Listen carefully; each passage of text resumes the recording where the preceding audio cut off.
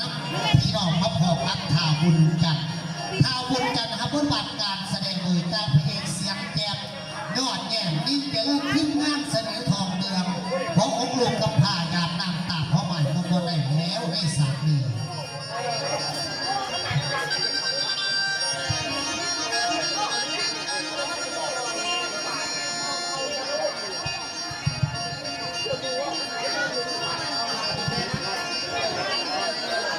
ที่ก่อนเคยล่ำที่เจอที่ใหญ่ๆก็พ่อกันมือเนาะบอกพ่อเกลือบอกพ่อประเดี๋ยวนั้นทุกอย่างเลยนะ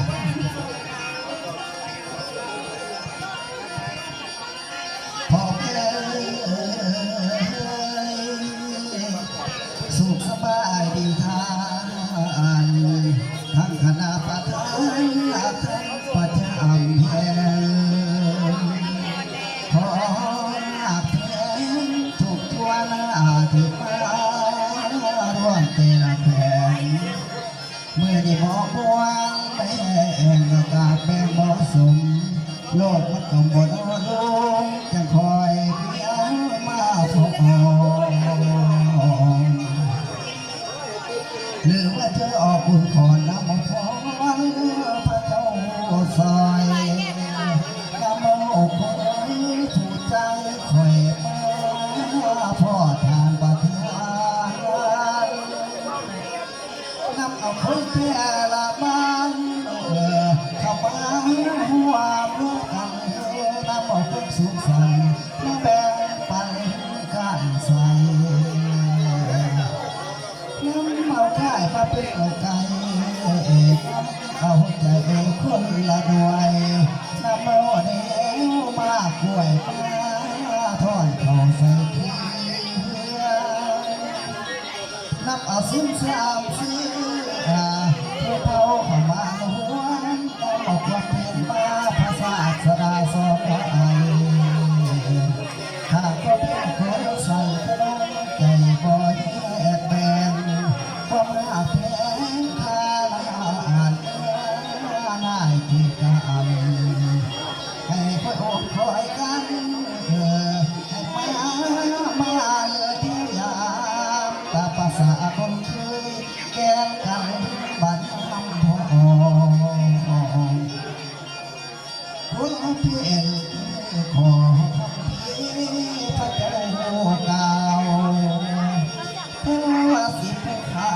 วเพื่อสาวผู้เล่มาเป็นแค่ห่วงน้องให้คืนกับพี่น้องหลายท้องแม่เดียวกันคือสวรรค์ด้วยจิตแม่ขอผู้ยังถ้าลงที่นี้พร้อมพระเจ้าปอนลามาล้ำเป็ดก่อนผู้ทั้งท้องแม่ทักเอาพอสิเว้าแม่สิฟัง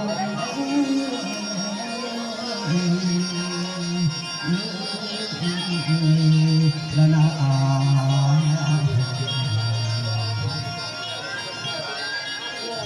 พี่น้องสุขสบายดีพี่น้องข้าวในซื้อแสงจันทร์อายเป็นคนอนาถาพอบ่มีคู่บ้านแม่บ่มีคู่บ้าน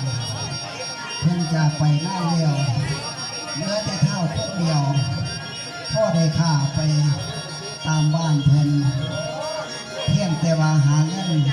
ประคองสีกได้เรื่องเพียงเท่าแต่ผู้เดียวเท่าแสงจันทร์ได้เยอะมากพอกระลงเสียหายแม่กระต่ายเสียจากแต่ว่าข้าวกระเลยยึดถืออาชีพเป็นพ่อค้าเศร้าขายเดินทางนี่ขายเครื่องขายของขายผ้าขายเท่ไปวันๆแต่ว่าเมื่อนี้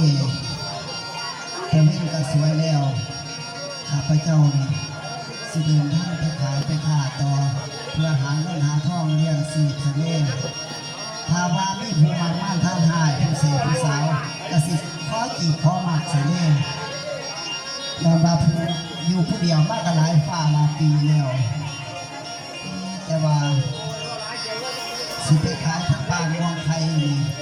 ต่อใส่ อันดงบังไฟสิพ่อใดอยู่บ่น้อสื่อซอยเด้อเพิ่นเห็นกระไดนะการดนตรีสิไปเบิ่งมวนเลยมันจะสิมวนหรือบ่มวนหรอก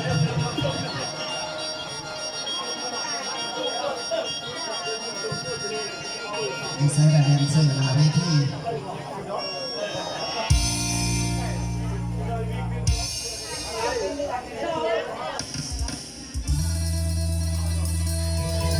เมื่อกี้บอกกันโดนจะพ่อกันเถอะนะอย่าลืมก่อนลืมที่กันไปเลย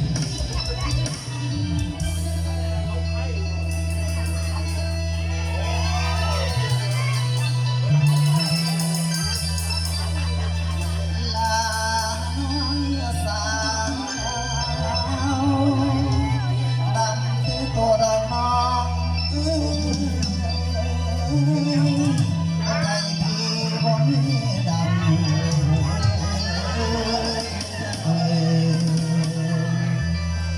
หลับเอ้ยบ่รับได้ผู้ทองอาคอยอย่ามีภัยไม่หาของโอ